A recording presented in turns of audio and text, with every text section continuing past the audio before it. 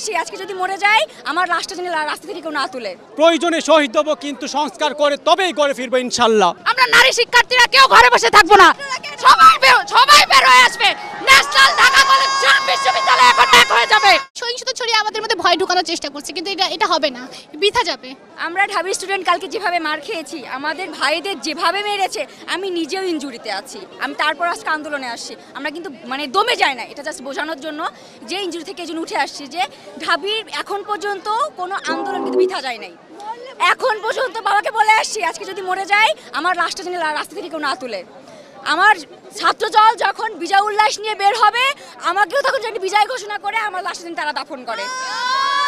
এটা ভাষা থেকে বলে আসছি, এখন কি হবে সেটা পরে দেখা যাবে ইনশাল্লাহ।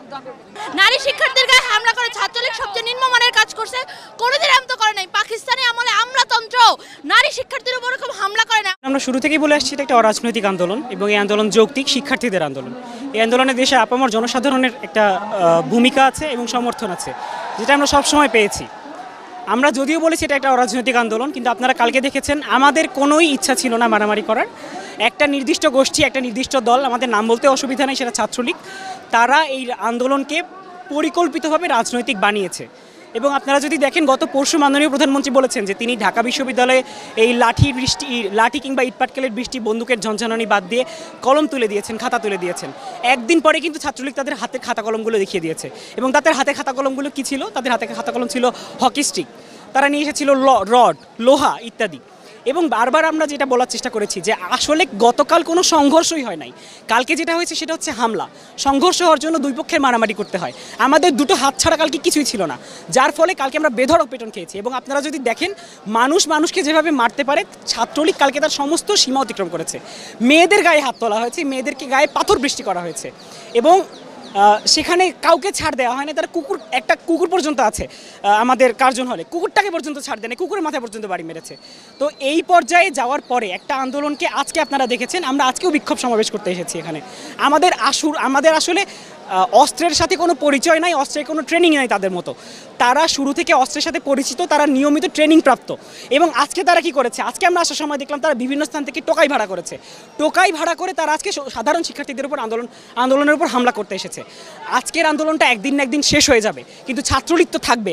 এর পরবর্তীতে কোনো আন্দোলনে, কোনো পরিপ্রেক্ষিতে যদি তারা বলে তারা সাধারণ ছাত্রদের জন্য কাজ করে, তাদের ইতিহাস ছাত্রদের ইতিহাস, তাহলে তাদের দ্বিতীয়বার করে ভাবা উচিত যে তারা ছাত্রদের উপরেই বারবার হামলা করে এসেছে। আমি 18তে আহত হয়েছিলাম, কিন্তু 24-এ আন্দোলনটা করতে হবে এবং আমার 5টা বাইকে শহীদ হইতে হবে, তারপর আমি ঘরে ফিরে যাব। এটা হতে পারে না।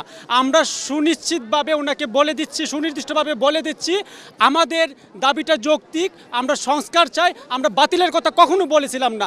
উনি বিরক্ত হয়ে গেলেন, বাতিল করে দিলেন, আবার কুটকে দিয়ে আবার নিয়ে আসলেন। আমার 5টা ভাইয়ের রক্ত আজকে আমার বাংলার মাটি রঞ্জিত করছে, সেই রক্ত বৃথা যেতে দেব না।